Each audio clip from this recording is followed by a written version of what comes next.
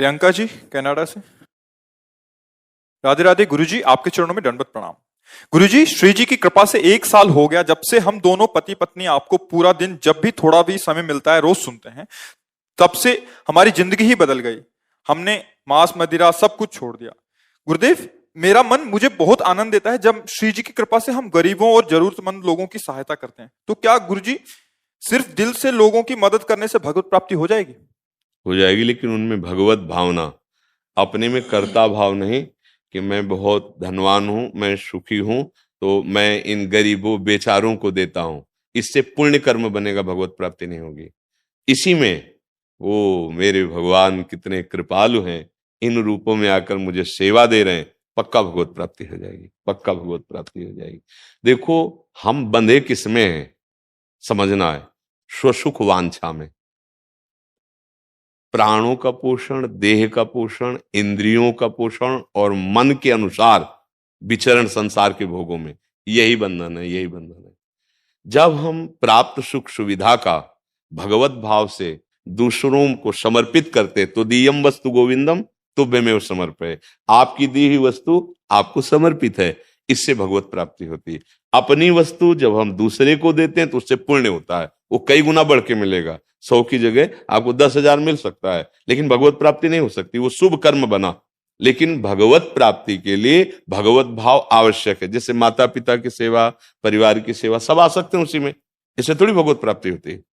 उनमें भगवत भावना करके फिर उनकी सेवा करना, तब भगवत प्राप्ति। अच्युत भावना विहीन शुभ कर्म हो सकता है, वो भगवत प्राप्ति करने में समर्थ नहीं। अर्थात भगवत भावना विहीन कर्म वो शुभ कर्म हो सकता है, लेकिन वो भगवत प्राप्ति कराने में समर्थ नहीं। भगवत भावना युक्त एक छोटा सा भी कर्म आपको अध्यात्म में ऊंचे पहुंचा देगा। तत्सुख भावना, सुख देवे को चावचित, सबको सुख पहुंचे, मन से, वचन से, कर्म से। जो हमारे सामने आ गया है वो मेरा भगवान बीमार का रूप लेके आ सकता है, भिक्षुक का रूप लेके आ सकता है, किसी पशु पक्षी के रूप में सेवा मिल सकती है। उसमें पहले भगवत भावना कर, मेरे प्रभु मुझे दिखाई तो आप नहीं दे रहे, ढांचा तो पशु का दिखाई दे रहा है, पर अंदर आप हो, सेवा लेने के लिए आए, बड़े कृपाल हो, फिर सेवा करो। आपकी वो सेवा भगवान की प्राप्ति, वो शुभ कर्म नहीं बना, वो सेवा बनी। सेवा से भगवान की प्राप्ति हो जाती है। देखो, सेवा धर्म से ही जटायु जी की जो परम गति हुई, बड़ी बंदनी हुई। उन्होंने जानकी जी की रक्षा के लिए अपने प्राणों का मोह त्याग करके बड़ा बलि समर्थ रावण से युद्ध किया, और बड़ी शरीर की दुर्दशा उसने कर दी, चंद्रहास के द्वारा काटकर पंख और बहुत घायल कर दिया। तो रघुनाथ जी के हाथों में प्राण त्यागता है, और हरि रूप धारण करके भगवत पार्षद रूप, वो भगवान के धाम। सेवा से सीधे भगवत प्राप्ति है, लेकिन बस भावना है, भगवत भाव। अगर भगवत भाव नहीं तो वो शुभ कर्म हो सकता है, वो शुभ कर्म समर्थ नहीं होता। शुभ और अशुभ कर्म, अशुभ कर्म लोहे की जंजीर, शुभ कर्म सोने की जंजीर, बंधन दोनों से प्राप्त होता है। शुभ कर्म भी क्षीण होता है, अशुभ कर्म भी क्षीण होता है, लेकिन सेवा नहीं। सेवा सीधे भगवत प्राप्ति का हेतु होती है। तो अगर हम कहीं ऐसा अभिमान करके करें कि हम धनी हैं, हम बड़े दयालु हैं, हम दाता हैं, तो फिर बात नहीं बनेगी।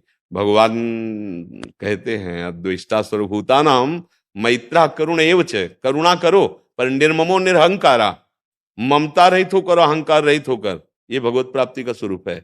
हम जिसकी सेवा कर रहे हैं उससे ममता नहीं है, उसमें भगवान का भाव है, और हमारे अंदर ये अहंकार नहीं आना चाहिए कि मैंने इतना दिया। नहीं नहीं, आपकी वस्तु आपको समर्पित है, और वो किसी से बताना नहीं चाहिए, छपाना नहीं चाहिए, वो छिपाना चाहिए। वो भगवत प्राप्ति का हेतु बनता है। आजकल हम अगर थोड़ी सी भी सेवा करते हैं तो टीवी में अगर एडवर्टाइज बन जाए तो बहुत ही खुशी हो जाएंगे। किसको दिखा रहे हो भाई? ये भगवत प्राप्ति की साधना है क्या? विचार करो। अगर हम थोड़ी भी साधना करते हैं तो टीवी पे आ जाएगी, वो समाचार में आ जाएगी, वो पत्रों में छपने लगेगी। मुझे लगता है कि अपने ईश को प्राप्त करने के लिए ये बहिर्मुख वृत्ति कहीं बाधक न बन जाए, कहीं सम्मान प्रियता ना आ जाए, कहीं लोकप्रियता न जागृत हो जाए। अगर लोकप्रियता और समाज प्रियता अभी अहम नष्ट नहीं हुआ और जागृत हो गई तो भगवत साक्षात्कार नहीं होगा। भगवत साक्षात्कार हो गई तो लोकप्रियता होती नहीं है। सबसे प्रेम होता है भगवत भाव से। जड़ चेतन जग जीव जत सकल राम में जान, अब सबसे भगवत भाव से मिल रहा है। हमें अपनी साधना का कभी भी प्रकाश तब तक नहीं करना चाहिए जब तक साध्य वस्तु मिल ना जाए। आज हम लोगों से बड़ी भूल हो जाती है। जहां साध्य वस्तु मिलने के लिए थी वहां साध्य हो जाती प्रशंसा। और आप समझो भगवत प्राप्ति के मार्ग में सम्मानम कलयाति घोर गरलम नीचापमानम सुधा श्री राधा मुरलीधरो भज सके वृंदावन माते। ऐसे ऐसे महापुरुष ऐसे ऐसे कष्ट सहे। कोई उनके शिष्यों ने जीवनी लिखी तब किसी किसी को पता चला, नहीं जीवन भर कोई जान पाया क्या? तब वो सिद्ध हो गए, प्रभु उनकी गोद में खेलने लगे या आत्म तत्व को जान गए, अपने स्वरूप में स्थित हो गए। आज हम लोग बड़ी गलती कर बैठते हैं। थोड़ी सी साधना बनती है जो भगवान की प्रसन्नता के लिए या स्वरूप बोध के लिए, हम उसे देहाभिमान पुष्ट करने के प्रयोग में रख देते हैं। मतलब अंतर की बात है। यहाँ केवल अध्यात्म चर्चा भगवत प्राप्ति के लिए होती है।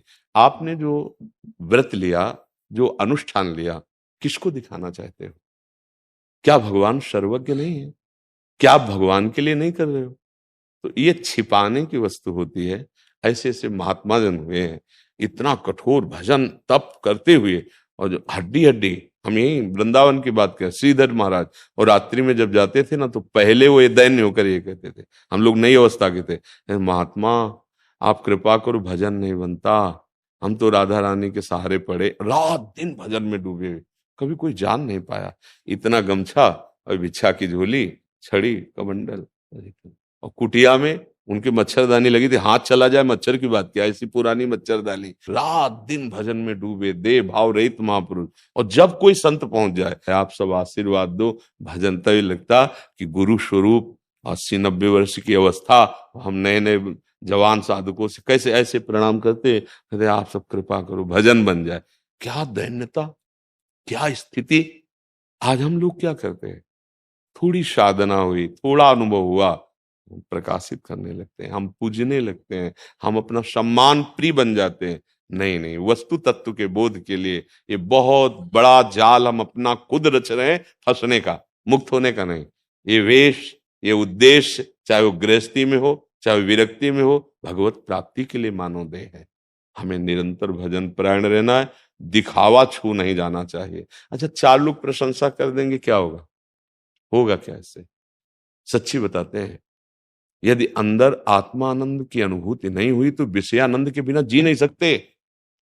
2 ही क्षेत्र हैं, विषयानंद, भगवदानंद। अगर आत्मानंद का अनुभव नहीं हुआ तो विषयानंद को तुम जीत नहीं पाओगे।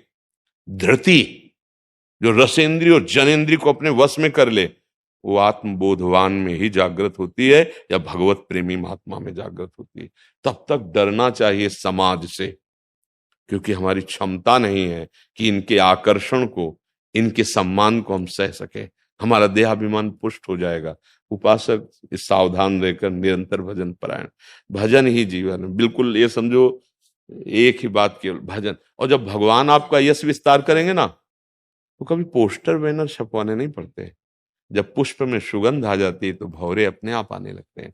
ऐसे महात्मा में जब आत्मबोध या भगवत प्रीति आ जाती है, विश्व में बिस्तरे सब जग बिमल की रति, साधु संगति ना टरे, बास वृंदा विपिन पावे, श्री राधिका जो कृपा करें। इसलिए बहुत सावधान होते हुए अपनी साधना को छुपाते हुए और आगे बढ़ता चला जाए।